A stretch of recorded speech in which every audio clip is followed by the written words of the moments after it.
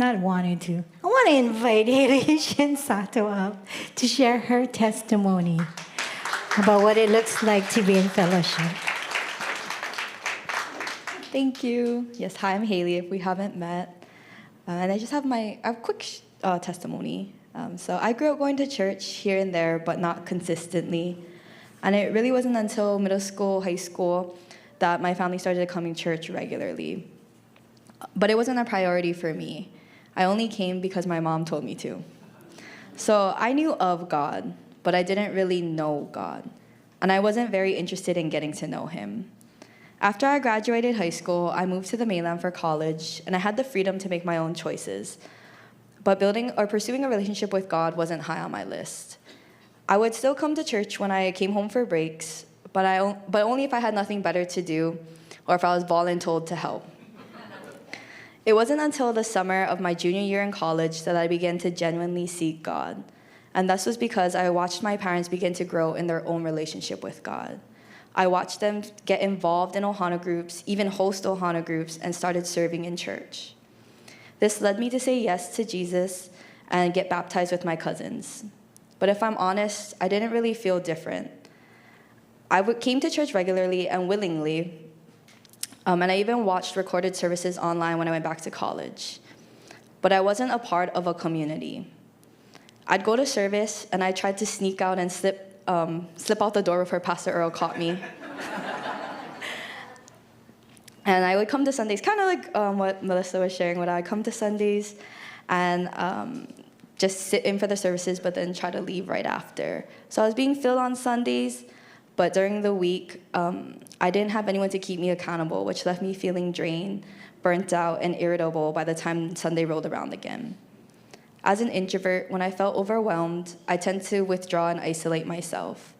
And because I didn't have any relationships at church, it was easy to just slip into the background and not come.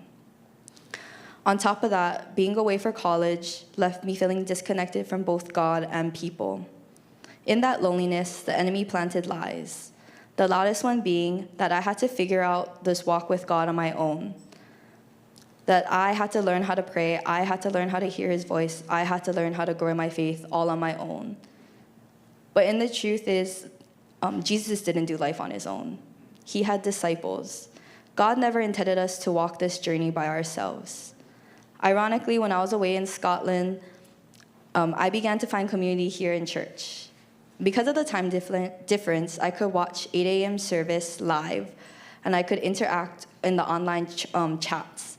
And so as I was talking to people in the online chat, and I talked to Pastor Rich, and I would come consistently, he eventually invited me to serve online. And that's where my sense of belonging started to grow. So when I came home, I continued to serve in Spark Ministries, and then later got plugged into Ohana groups and even started to attend Transformation Academy classes. Slowly, as I surrounded myself with people who encouraged me, kept me accountable, and spoke life into me, my relationship with God began to grow. Through community, I found the support, love, and accountability I didn't even know I was missing. And I built real relationships with people in church, and I also began to build a stronger foundation in my relationship with God. Thank you. Thank you. Thank you, Vivian. So amazing what God did in her life and how he continues to do in her life. Do you want to explain some of the things that God's been doing? Yes. So I currently I have 2 Ohana groups I go to now. So one on Wednesdays with Kilia. It's our women's group. And then on Thursdays, it's both men and women. And and then I also help out. I still continue to serve in Spark Ministries. And me and Kanoe are starting to plan a young adult college and career event, so stay tuned for that. And she continues to take what's here, the gems that are learned here, into I made a mistake last night. She's a great soccer player, but she's an amazing judo coach. So to influence and inspire the younger generation, as well as her workplace with the HPD. And I can't tell you what she does because she'll have to kill me after that.